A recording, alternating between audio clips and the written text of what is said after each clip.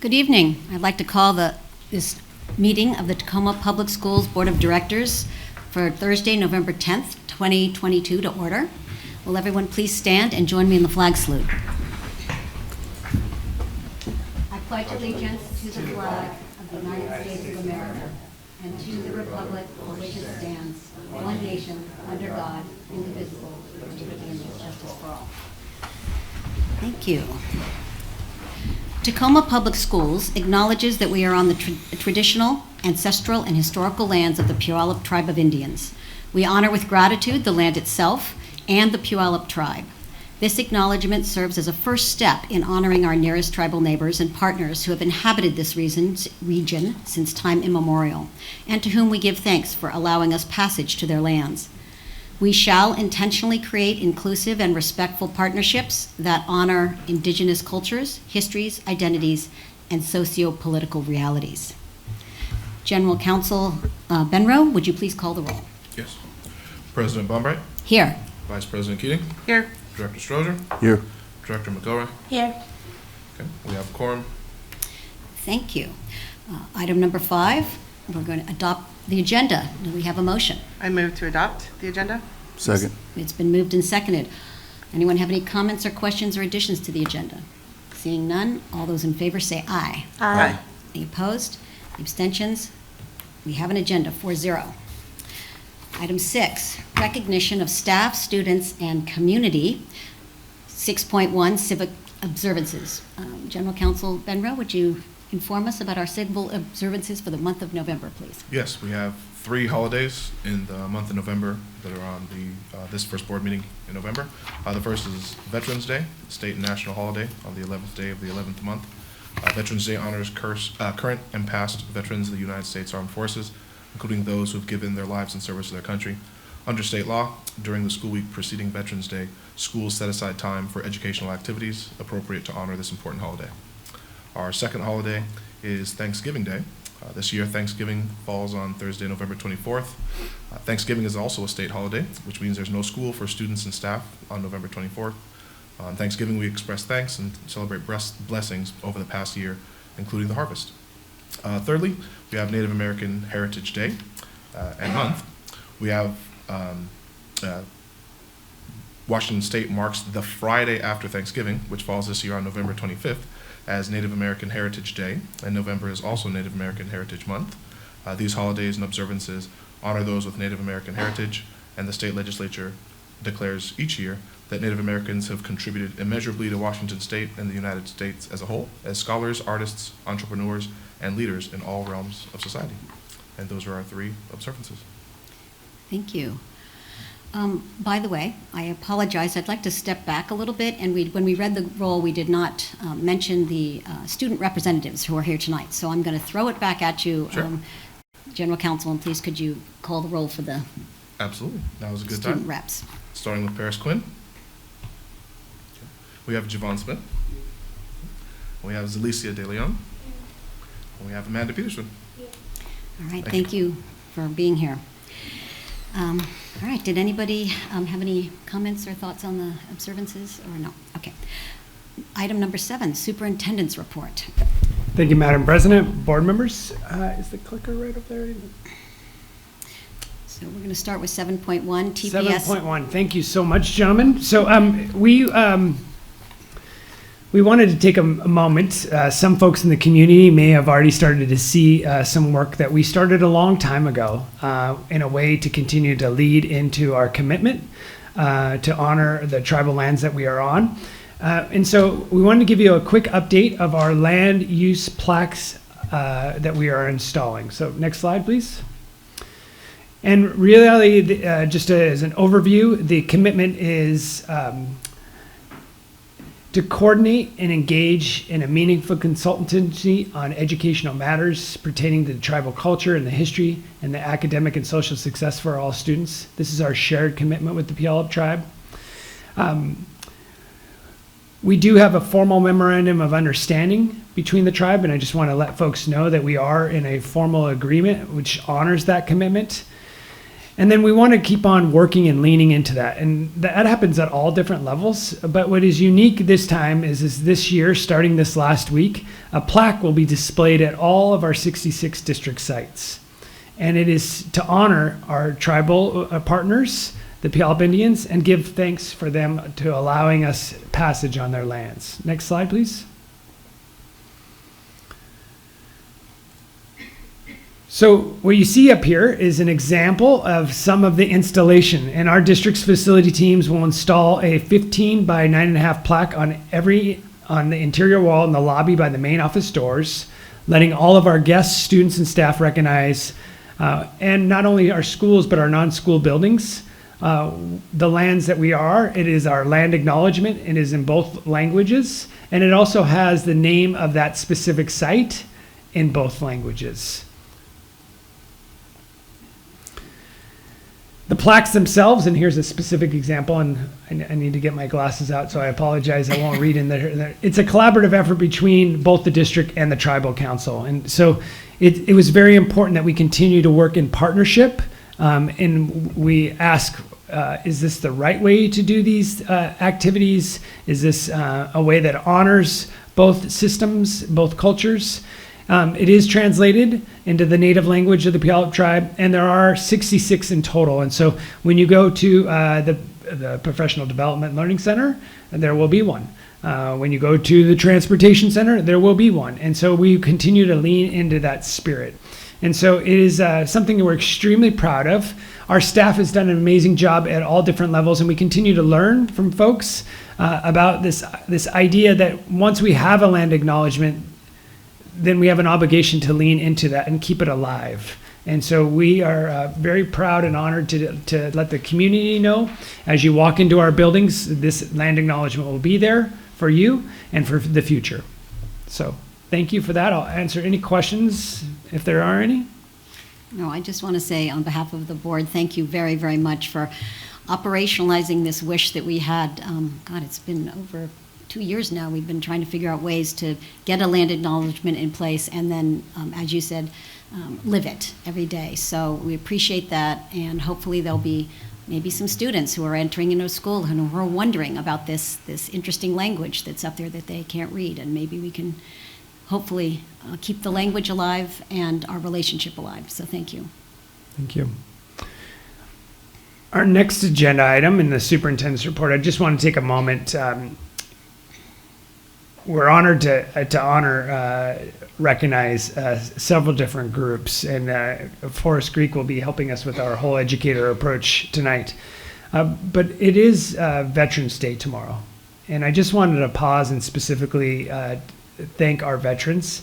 There are over 16.5 million military veterans in our United States. There are over 18,000 living and working in Tacoma alone.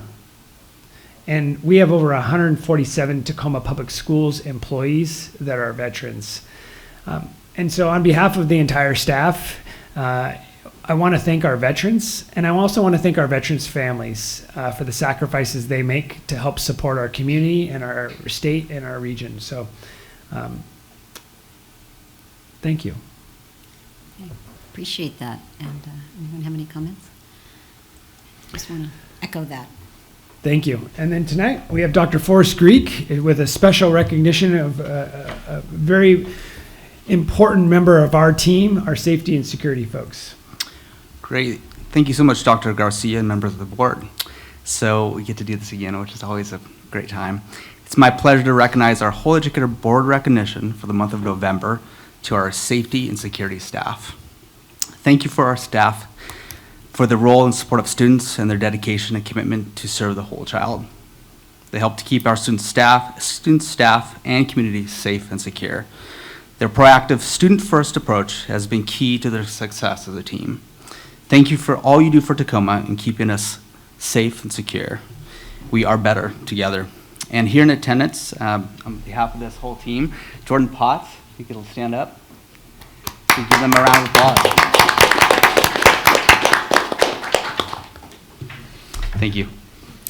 Thank you, and thank you to the safety and security team. And it really means a lot. I know we've been doing a lot over the past couple of years, well, since we passed the bond measure, to upgrade the quality of the technical safety at our schools, but it's the people that actually make it happen. So thank you to all of you, and please pass it along to your colleagues on our behalf.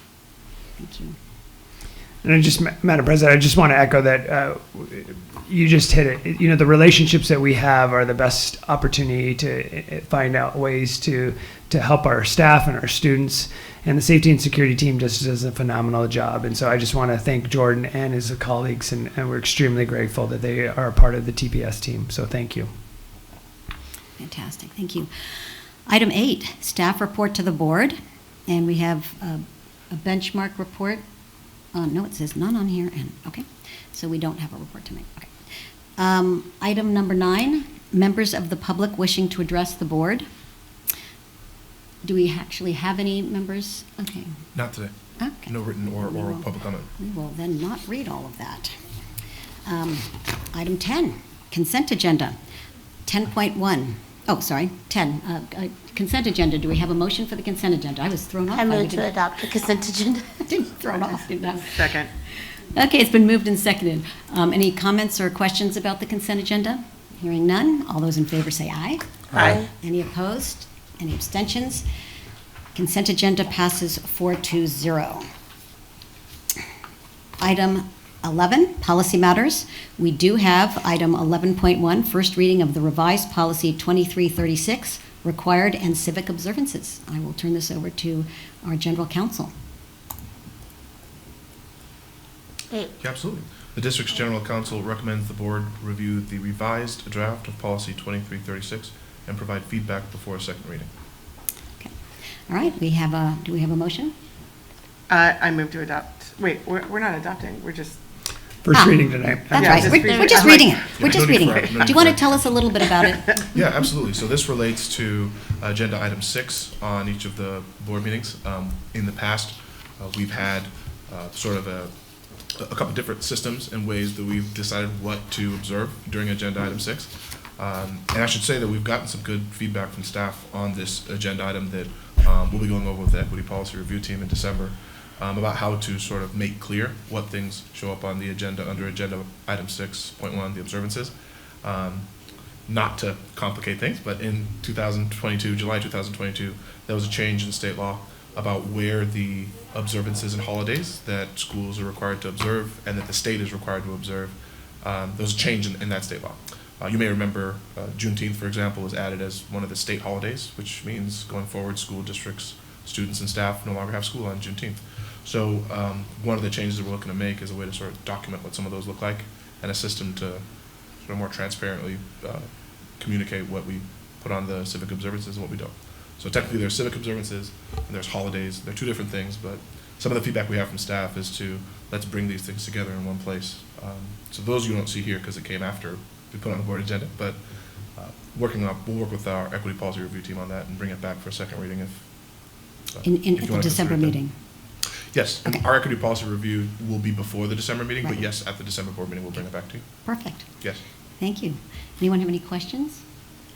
Okay, thank you very much. Yes. Item, And Madam President, I just want to remind folks that are watching at home too, you can provide feedback on that online. You can go onto your section in the board opportunity. So anyone that's at home that would also like to provide feedback, they can go online under the board section and provide feedback to those spaces. all right, thank you. Item number 12, financial report. And this month, we will have the Chief Financial Officer coming up to present the year-end update for 2021-2022. Thank you. So I would like to present to you the 21-22 year-end financial information. We have a new clicker. How exciting. I don't know which button goes which way. So remember that currently, right now, today, we're in the 22-23 school year. So this is a look back at where we ended the prior year.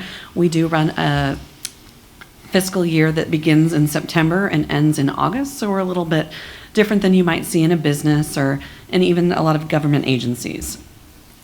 We do that because that's when school starts here, and it's also in alignment with what the expectations are for the state.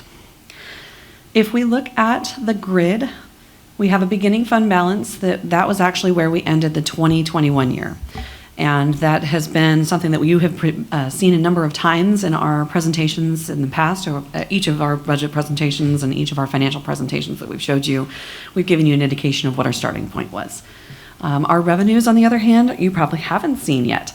So on the revenue side, where we budgeted $554 million roughly, we actually ended the year at $505 million.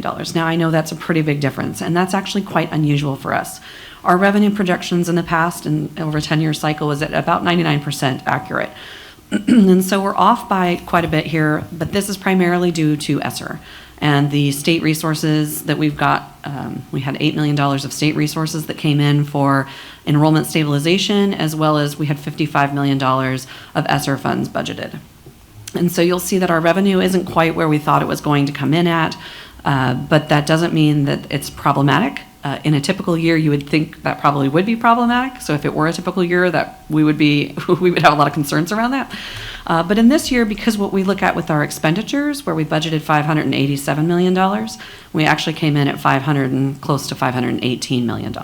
And so you'll see that while we were down in revenue $48 million, we were also down in expenditures by $69 million. So we did better in our expenditures than we did in our revenue projections to budget. What that then means is that our fund balance is also better off.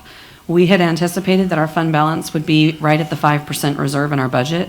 And remember, when we create that budget, that's now 18 months ago when we created that number. We thought 18 months ago we would use all of the resources that we had in our fund balance and we would just have the 5% reserve available. But in actuality, we've done better than we thought, and we're going to be able to save $16 million more than what we anticipated. And so our ending fund balance will be right around $44 million. I will also say that these are today's numbers. We did submit to the state, and then we had to do a correction. And that correction will occur on Monday, so we'll send out another modification to you so that you can see what the numbers were. But it's going to increase that fund balance by a little bit, probably around $250,000. So we'll be on the approach to $44 million when we save it. What that means on the fund balance reserves is that we're at 8.6% of our fund balance reserve requirement, which is typically at 5% according to the board policy. So our standard is at 5, we're at 8.6. If we talk about the importance of fund balance, we do a reserve requirement by policy of 5%. That's thanks to the board setting that policy for us and letting us know what your expectations are. We keep those in reserves for a number of reasons, including our emergencies, extraordinary events like COVID. If we had to shut down due to an earthquake or a volcano or some kind of significant issue, heaven forbid, knock on wood, then we would have reserves available to be able to pay our staff for at least a month without having to go out and seek additional funding from another source. And we have various mechanisms by which we could do that if that were the case, but these are resources that are available to us on a regular basis to be able to do that. It also helps with our bond ratings. So a bond rating is when we go out, it's basically a credit report for the district, and we have to go out for bond ratings anytime we ask to borrow money. So if we're doing a bond and we are going to be asking for resources from the public, from the taxpayers, then we would need to go out and get the bond rating and get our credit report listed to us. And they have an expectation that we're going to have available resources to ensure that we have the ability to pay back all of the bonds that we go out and get. So we set our internal goals for somewhere between 5 and 8%. I think that it fluctuates depending on the circumstances of whatever's happening in our environment. These things change. Cash also fluctuates, so we want to make sure that we have cash available. We also don't get our cash in even 12-month increments. Some months are big months, some months are really small months. So we want to make sure that we're navigating those fluctuations that happen naturally. And then we also want to have those resources available so that we don't have to borrow for short-term emergencies, and that we only do that in certain circumstances where there's large, unexpected, unanticipated issues. Just to look at our general fund revenues and expenditures over a 7-year period of time, our revenues have increased significantly. But you do need to keep in mind that the last year and the last year before that, we had a lot of fluctuation with the pandemic. We had a big savings of expenditures last year, and now we had a little bit of an excess expenditure in this year. So I think that those balance each other out with just a timing issue partially. And then, of course, the ESSER dollars play a factor in that as well. So we will be watching this closely as we move into the 22-23 monitoring that we do typically, and just to make sure that we're not seeing those expenditures trend in a higher fashion. If they are trending in that higher fashion, then we need to react and make sure that we're going to be able to stay within the fund balance reserve requirements that we have available for the 22-23 year. And then lastly, just to share with you the associated student body, ending fund balance. If you look at the revenues plus expenditures in relationship to what we had in our beginning fund balance, we actually increased our fund balance by $88,492 on the ASB. On the debt service fund, we increased our fund balance by $4,609,746. You don't see these numbers up there. I'm telling you these, sorry. I was very impressed that you were doing the math. Yeah, no, I am right so not doing the math quickly. in my head either. Thank you. And I want to point out that the debt service fund, we're not here to collect money to pay our debts. The debt service fund is meant to pay off all of our bonds, but we do have cash fluctuations that happen. And so the increase that you see there is not reflective of us charging money to the public that we don't need or that's in excess. It's just a timing issue. We'll have a big bond payment coming up in December, and we need to make sure that we have those resources available. And so we've charged that over a period of time. The calendar year versus cycle, like fiscal cycle. It's kind of like a mortgage. Kind of like a mortgage, sure.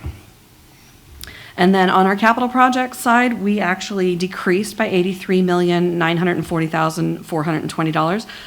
Absolutely expected. Those are based on the fact that we've been spending all this money on great buildings and building beautiful buildings that are amazing for our students. So that's nothing to be concerned with. And then finally, our transportation vehicle fund increased by $4,000 roughly. So that's the overview I wanted to prepare for you. Thank you. Does anyone have any questions? Yes, Javon. Is transportation and vehicle funds like us paying for buses, like the Ultra passes? That's correct. Yes. So we're required to buy all of our buses through a transportation vehicle. Well, that's not true. We could buy them through basic education, but we have the ability to have those resources available just for bus purchases. There's some accounting rules around it, but that's exactly what they're purchased. And that's all really you can purchase them for. Major overhauls of buses, major repairs, and actual new buses. And you also mentioned the ORCA card, which actually does not come out of this. Oh, I'm sorry. I didn't hear that. Yeah, so it's just the buses. Yeah, these are just the physical buses. Yeah. And just to remind the public, you might, I thought maybe you could just go over really quickly the status of ESSER funds, so that ESSER 1 and 2 are fully spent, and what's going on with ESSER 3, just so people Thank can you. remember that we just don't have piles of money coming in. Right, thank you. Yes, we were issued 3 separate allocations of ESSER, ESSER 1, 2, and 3. ESSER 1 and 2 are both fully spent. Those were spent in the 21-22 year. You're seeing those expenditures included and those revenues included, what you see here.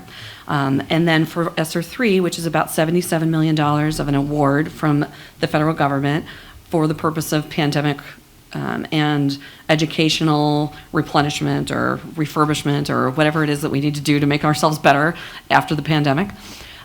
We have spent 13% of that already in the 21-22 year. We have this year in 22-23 allocated we have budgeted $55 million again. And then we have some expectation that we're going to keep some of that money again in 23-24. So we don't think we'll spend all of it. We'll probably see something similar to this next year, where we have revenues and expenditures that are lower than what we budgeted for, because we budgeted for the full grant capacity. But the reality is we're not going to be able to spend all that money in this year, and we have it planned for next year as well. And so when we're done, we will have spent 103% of the grant if all of our planned expenditures come to pass. Thank you. Yeah. Anybody have any other questions? Student reps, anybody have questions about the budget? Thank you, Javon, that's awesome. Thank you for asking that. All right, thanks, Rosalind. Thank you. Yep. All right. Item 13 is curriculum and instruction.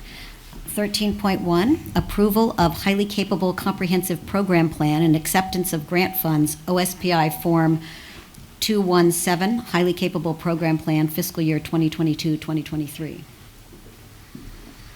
The Assistant Superintendent of K-12 Support recommends that the Board of Directors approve the 2022-23 highly capable comprehensive program plan and approve acceptance of associated grant funding estimated at $894,379 for September 1, 2022 through August 31st, 2023, as well as expenditure of funds within accepted guidelines. Funding source, Office of the Superintendent of Public Instruction. I move to adopt item 13.1. Second. It's been moved and seconded. Anyone have any questions or comments on 13.1? Hearing none, all those in favor say aye. Aye. All those opposed, any abstentions? It passes 4-0. Thank you. Item 13.2, approval of acceptance of Title II Part A grant from the Office of Superintendent of Public Instruction. The Assistant Superintendent of Teaching and Learning recommends that the Board of Directors approve acceptance of the Title II Part A grant from the Office of Superintendent of Public Instruction in the amount of $1,022,156 and expenditure of funds in accordance with accepted guidelines. Funding source, Office of Superintendent of Public Instruction. I move to adopt item 13.2. Second. It's been moved and seconded. Anyone have any questions about 13.2? Zeke, if you wouldn't mind, could you kind of tell the public what Title II is? Certainly. So, and you'll see this, and you also see in the next one, we get a couple different buckets of money towards professional development, data practices. This one in particular is really not just where are we in helping teachers get better, but school leaders around instructional practices, some of those data practices that go into monitoring student progress, school improvement. So we, in particular in Tacoma, part of that fund, some of our instructional coaching positions here at the district level, working with buildings and some of those other support pieces. Thank you. Thank you. Yeah. Appreciate that. All right. It's been moved and seconded. Any other questions or comments? All those in favor say aye. Aye. Any opposed? Any abstentions? Passes 4-0. Item 13.3, approval of acceptance of Title IV, Part A grant from the Office of Superintendent of Public Instruction. Superintendent of Teaching and Learning recommends that the Board of Directors approve acceptance of the Title IV Part A grant from the Office of Superintendent of Public Instruction in the amount of $850,008 and expenditure of funds in accordance with accepted guidelines. Funding source, Office Superintendent of Public Instruction. Do we have a motion? Move to adopt item 13.3. Second. Moved and seconded. Anyone have any questions? Same Want to question. explain Same what question? Title IV is? Absolutely. So, parallel to the previous, what you add into this one includes things more specific to content, social studies, music, PE, arts, counseling, but again, around that professional development, teacher development, our new teachers. There's even a piece in there around kind of how do we help retain some of our folks. And so for us, again, in Tacoma, a lot of that comes into some of, like, we've got instructional facilitators for music and PE, world language, social studies out there delivering PD supporting programs. And maybe just to build on that great question, is title are categorical funding sources from the federal government. There's actually a law. There's laws written for the title programs. And they are what the term grant is a little bit misleading because they are formula-driven grants. They come from the federal government into the state of OSPI and distributed based off of your student population. And so the team then has some flexibility and has to submit a grant to accept those dollars in all these categorical funds. But the money is dedicated based off of your student population on a federal formula. Mm-hmm. And a good way to think about the difference is with Title II, you're looking at staffing. With Title IV, you're looking at curriculum, instruction, and enrichment. So sort of the money goes to different places. So the left hand or the right hand, they go together, right? They do. And there's other titles. There are a lot of other titles, actually. All right, thank you, Zeke. Okay, any other questions? All right, all those in favor say aye. Aye. Any opposed? Any abstentions? Passes 4-0. Moving on to item 14, business matters. 14.1, adoption of the interlocal agreements with Metro Parks for the construction of community yards at Reed and Stafford Elementary Schools. Run, Chris, run. Speed walking up here. Just some background information, this is part of an initiative in partnership with Metro Parks to ensure that every community member has access to park space within a 10-minute walk. These are the initial pilot schools, Reed and Stafford, as part of that process. The Chief Operating Officer recommends that the Board of Directors approve the interlocal agreement between Metro Parks Tacoma and Tacoma School District Number 10 for the construction of community schoolyards at Reed and Stafford Elementary Schools, with Metro Parks Tacoma reimbursing a total of $500,000 to the Reed and Stafford Community Schoolyard projects, $250,000 each. Thank you. Do you have any motion? I move to adopt item 14.1. Second with the amendment of the correct spelling of Stafford. It says Stewart. Yeah, it's a typo in it, I just caught Oh, it. no, it's not on you. It's on somebody to fix. But I second it. See, first it said Stafford and then it says Stewart. Oh, thank you. Yep. It's the last one. Okay. All righty. It's been moved and seconded. Anybody have any other questions or I comments? do have a question. I was wondering what the long-term plan and how many schools, if there is a projection of how many schools would be involved. So currently, we're in talks about adding additional schools all the way up to 2026. Okay. I don't know what those sites are. We're still in conversations right now. Awesome, thank you. It's a little fluid in the sense of how Metro Parks the goal is not at just schools, right, which is in that 10-minute walk. And so we're working very collaboratively to try to say, where are our resources in those parks? Where can schools be done? But they're also looking at an asset map across the city to say, well, it may not be at a school here in that piece. So we can get you the exact number of schools.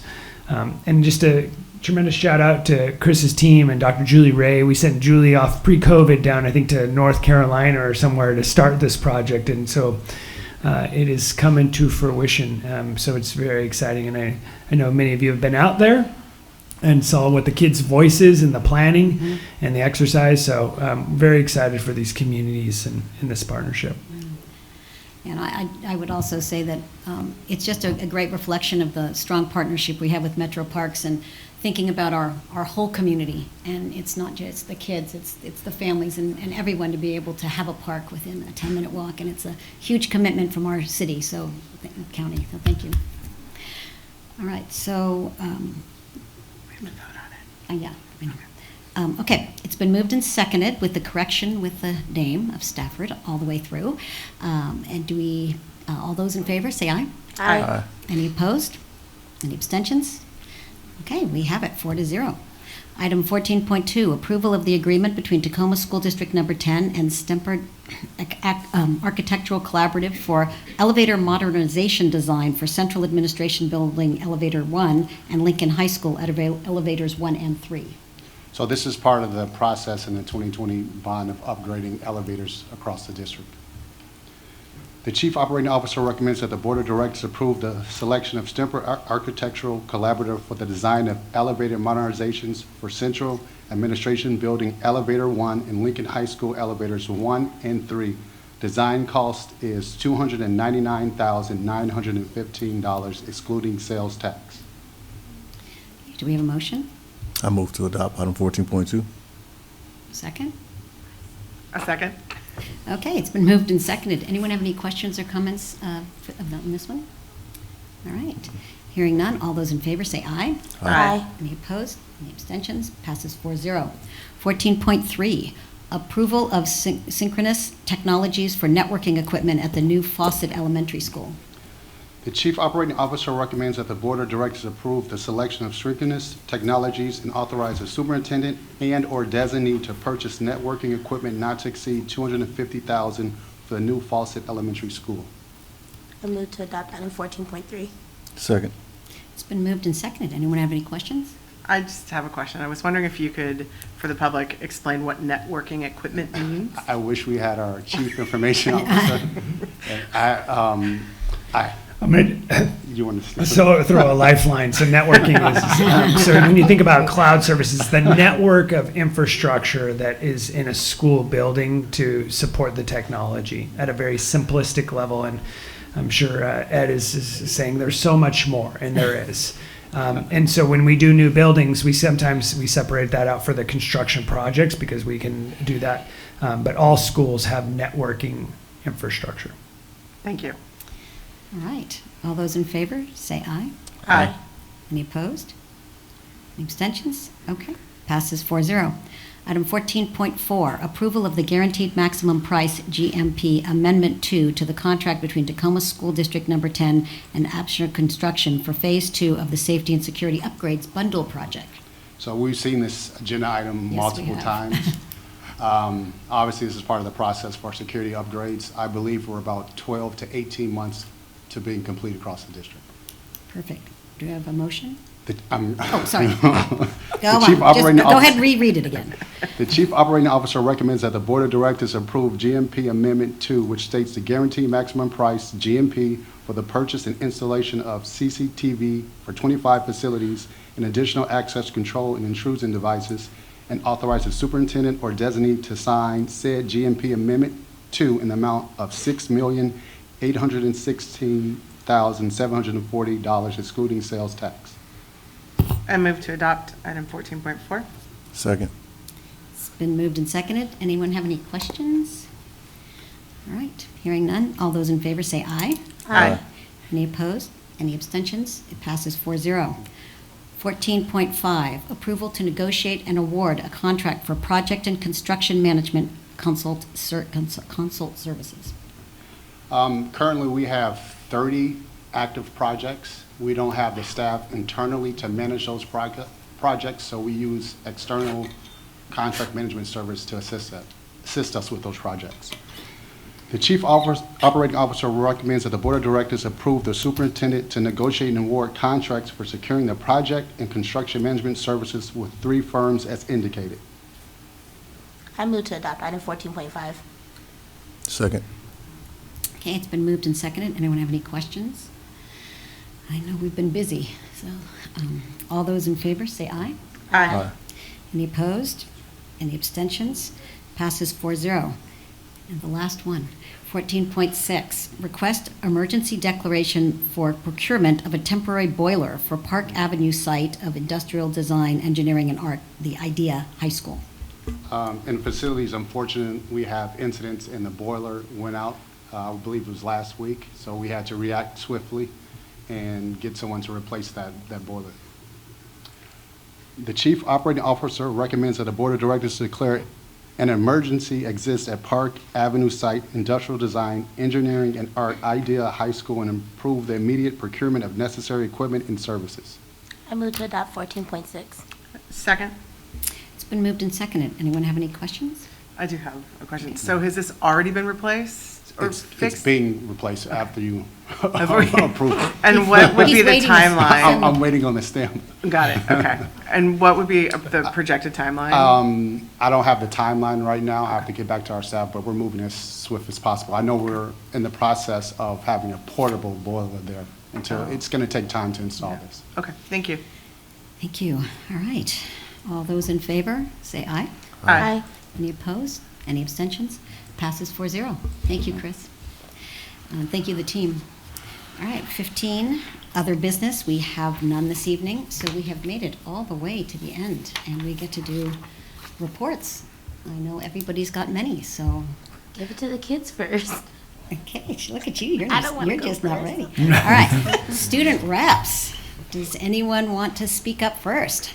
And remember when you come up, say your name and what school you're with, just so then, so the public knows. Hi, good afternoon. My name's Amanda Peterson. I go to Lincoln High School. So today we had our Veterans Day assembly. Our band, drumline, orchestra, and choir performed. So the assembly was run by our JROTC program, and it was my first time seeing our color guard, and it was really cool. It was a beautiful ceremony, and it turned out very well. Going into November, we're now wrapping up our fall sports. We've had a lot of accomplishments, and I'm going to list a few of them.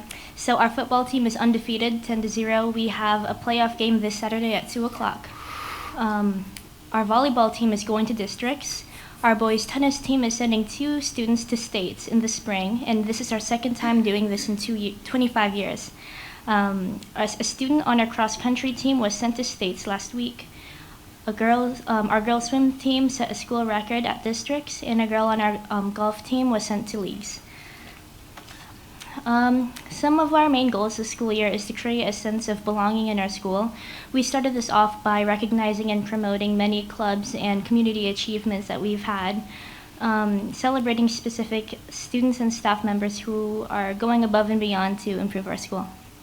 All right, thank you. Fantastic. Thank you for sharing. Appreciate it. Okay, who's up next? Not a good moment. No, he's holding it back. He's holding it back. Good evening, everyone. My name is Lisa DeLeon. I go to Lincoln High School. To first start us off, Lincoln hosted a haunted house. It was really well. We had a lot of participation and a good amount of class involvement.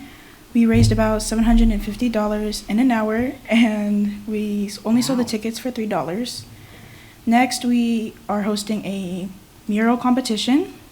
Students to submit their art designs on what they think it means to be an Abe or their interpretation on Lincoln High School, and it will be put on a 7x7 chalkboard for the whole school and the entire year. And then on a more serious note, our drama club is having a play called Bang Bang You're Dead. It will be on Thursday, Friday, and Saturday at 7 p.m. This play is a response to Lincoln High School, a recent gun threat that was made on a confession page that some students at Lincoln run. This play is to be shown more than just a couple of drama kids acting. It sends a message to those who create these stereotypes made against drama kids who just love doing what they're doing, which is acting. These confession pages aren't just bullying, it's putting my peers in danger, and it's something that should not be taken lightly. And I hope students at Lincoln feel more safe coming to school. And also a really big shout out to our security guards, Coach Ed, Mr. Curtis, and Mr. Mamea, for doing their best to keep the school safe, and also to our admin who are taking full responsibility and taking action and initiative on this and what's happening. Thank you. Thank you. Okay, Can I ask a quick question? Yeah, sure. You mentioned the days, but what are the dates of the plays?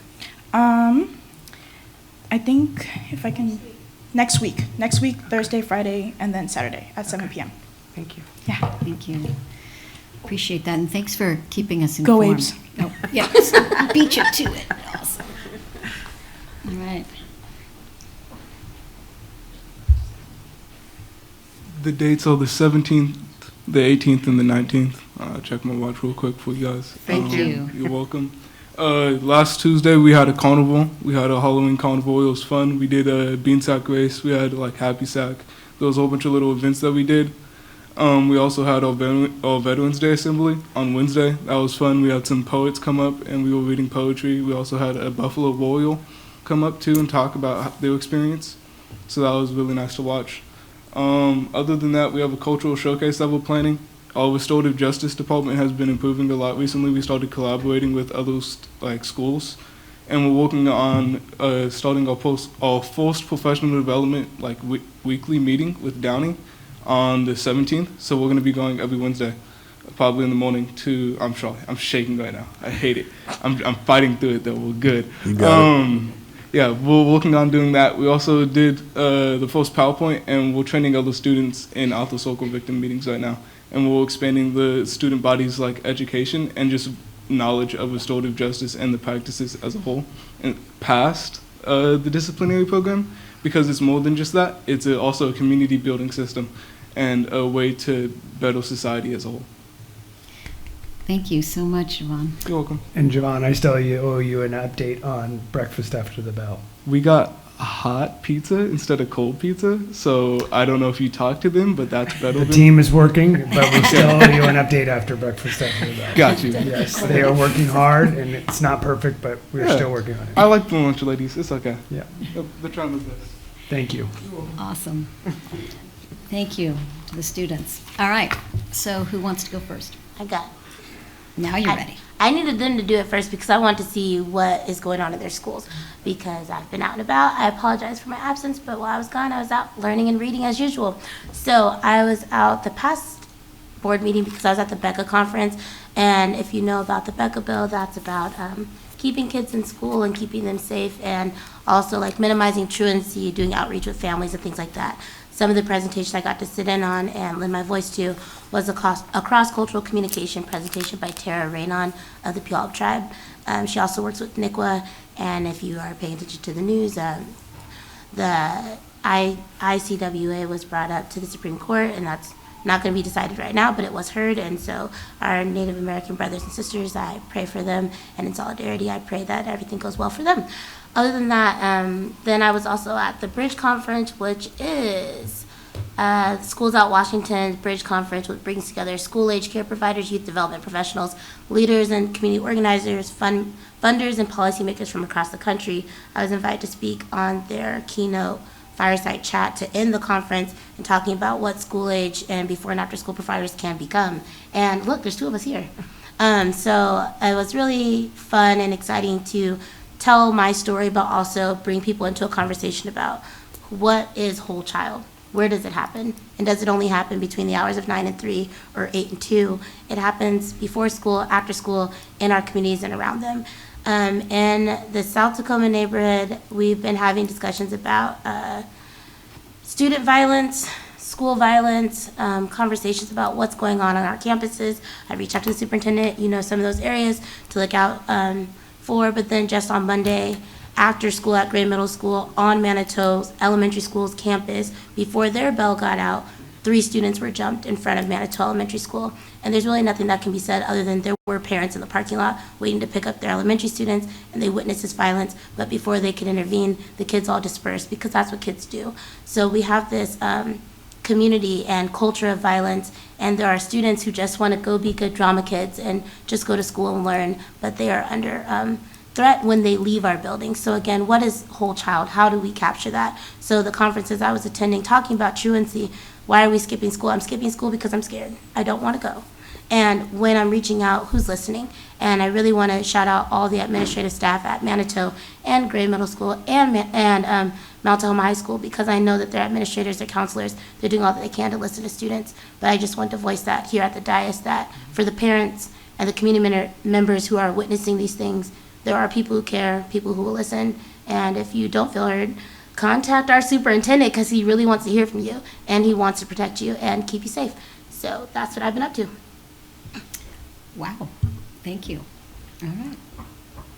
Vice President Keating, I'm calling on you. All right, fine. I got a list. I'm giving Director Strozier a break here. Okay, because you're going to make him talk about JMAC. No, we didn't meet in between. He has nothing to say. There was no JMAC. There was no JMAC. So I wanted Nice to try. start with, I went to the final game for the girls freshman volleyball team at Stadium, and they played against Bonnie Lake, and both teams were extremely well matched, and it was really fun because there were both teams just, there was great sportsmanship, and it was just really fun to see these freshmen play one another, and there was a lot of community or a lot of family there too, so that just felt good.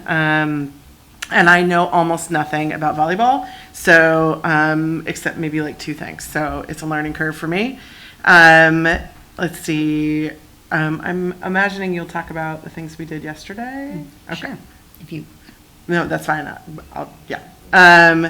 On Tuesday, I attended the city council meeting, and there was 2 proclamations that happened. One of them was about the Student Government Day proclamation, and so it was really fun to see. There was a huge room of our students that participated, and all raised their hand that they would come back for another day, and the mayor had big plans that stressed out the rest of the staff. And so it was just really fun, and there was this really fun photo that was taken and that I got to be a part of. And then the other proclamation that happened, the city council read a proclamation for Transgender Day of Remembrance with a partner organization, trans-led organization, and my family and I got to be there for that, and it was really meaningful. And then I feel like I've had dozens of meetings. And last Wednesday was Congresswoman Strickland's visit to Mount Tahoma, which was to the health center and the CTE program, which was super cool. That I got. It was actually really cool to watch her engage with the students. I think that was the best part, with Director Strozier and President Bombright. So that was really cool. And then what else? I know there's a few others. I did attend, so one of our community partners, Second Cycle, had their annual fundraising event last Saturday night, and I attended, and it was really wonderful because it was centered on storytelling, the connection between bicycles and Second Cycle and how they had helped that, and a number of youth that have gone through, and a number of our students were some of the storytellers, and what bikes have meant to them and how that's created freedom and empowerment. And it was a beautiful storytelling event. And one of the families that spoke are a transplant family from Texas who are at, Stanley. And they're just a powerful, wonderful family. It was just really, really cool to see so much community and connection all around the work that Second Cycle has done. And so that was just a very uplifting event. Today on the WASDA call, they had a really in-depth survey for participants to talk about the impacts, provide feedback to OSPI staff on the challenges, barriers, the successes, what worked, what didn't work, essentially through a variety of different questions around the pandemic and recovery. And so it was something I know that superintendents are being either have or are being asked to participate in this. And it was really, I felt like it was a good exercise to even think about like the throughout the entirety, because there's so much that happened at such a rapid pace. So I look forward to that report, which is supposed to be compiled and released, I think, by the end of the year. And then on Saturday, I'm going to Geiger. They're at the American Montessori Society is having, Geiger is hosting them. And then I'll go to Jenny Reed on Monday for a visit. And I know there's other stuff, but I'm going to stop there. Okay. Because I'm already tired. Yeah, thank you. How about you? I don't got much other than, Vice President Keating mentioned Congresswoman Strickland's visit to Mount Tahoma. That was a good fun. That was my first time actually seeing the health center. You got to understand that we're doing some things that folks ain't never done before. And it's beautiful to see it come to fruition, and it's good to see students actually in there taking advantage of the services that are there. And not only that, it's not only serving Mount Tahoma students, it's serving students from across the district, so that's a beautiful thing. I will also mention that at that same event, my booking agent, I'm interested on how this works, because if you're my booking agent and their booking agent, this must be double dipping. But anyway. Only if you get paid. If it's voluntary, it's just fun. So we're standing there, and one of the broadcasting students was there, Jasmine. It was Jasmine. And Josh asked her, this is one of our school board directors. Why don't you ask him what he does? Check this out. This thing turned into a whole interview and a whole podcast on Wednesday. So they're like, yeah, just come by on Wednesday. I showed up yesterday, and I spent quite some time in that room just being myself with students on the camera. And I think that they were kind of taken aback, like, oh, this guy's actually a real person. And I appreciated that, right? I appreciated that opportunity. So that actually turned into an opportunity to allow me to humanize this position with students, right? They were able to ask questions and get real answers. They were able to sit, laugh, joke. I've challenged every student that was in that room to NBA 2K as well as Madden. So if they're going to be plugging up at Mount T, I'm coming to bring a Lincoln Abe's victory to their building. Director Strozier, you represent the whole district. Yes, That is true. That Congresswoman Strickland reminded me that. I took a proud picture in front of the Mount Tahoma backdrop, so feel good. But yeah, so I got to spend some time at Mount Tahoma with those students, laughing, but also having a conversation about what the school board actually does, and I think that that's important conversations to have so folks have a better understanding. So that's really all that I've done since the last board meeting. I doubt that seriously, but And I had a good Some time. yesterday too. Oh, yeah. Well, I'll let President Bombray talk about that. oh, okay. Well, thank you. All right. Well, boy, there's been a lot happening. As you can tell, we're revving up as the school year gets going. And one thing that wasn't mentioned, but I know that you were there, and as was the superintendent, the deputy superintendent, and a lot of other folks from Tacoma Public Schools, was the Chinese Asian American Reconciliation Walk on October 29th, which was the 137, is that the right number? Yeah, 137. 37th year since we had the expulsion of the Chinese from Tacoma, and it was really powerful and meaningful, and it was a great day for walking. We walked, from the Union Station with this huge mass of people in solidarity towards the park at the end where the Chinese pagoda is, and really had there was fabulous presentation then. There were readings from students and others who had been entered into a competition, and it was just a very full day and very joyous. So that was great. And then in what they're referring to, a couple things, is yesterday, the superintendent hosted a day of partnership and collaboration. The partnership office generated it, and it was a group of, the morning was business leaders who came and spent some time with us. We were listening to them about what it was that we can do to help them be of service in their community and help them in the projects and movement that they're trying to get in the community. And the second, and then after that, about an hour and a half with them, and then a little bit of a break, and then another hour and a half with some faith leaders from our community. And it was very powerful. Both of those meetings were very different in some ways, but very similar in others. And it was very enlightening. And I just have to say, it was, I think folks were, when they were leaving, were feeling very pleased that they'd come, and felt very heard, and seemed lots of conversation around how we can do more partnerships. To get back at what you were saying, Director McElroy, about it takes a village, and how do we have whole child with everybody, because the kids are only in school for a portion of the day. The most of the time they're out in community and with family, and how can we empower and enable all of us to circle around our kids. And so I think this is just another example of how we do that. And Superintendent, if there's other things you want to say about that experience yesterday, that's fine. And then also, if you haven't seen the Newsweek article that just came out yesterday, I believe, that featured Tacoma Public Schools, and not just featured it like you usually get in a national magazine or article where they mention it once and then never bring it up. We were just woven throughout as a success story about dealing with student mental health, and how we started this work, this path, many years ago, 10 years ago, with Superintendent Santorno and Deputy Superintendent Garcia, who brought in Whole Child, Whole Educator to our district, and how we've been working really hard for 10 years to bring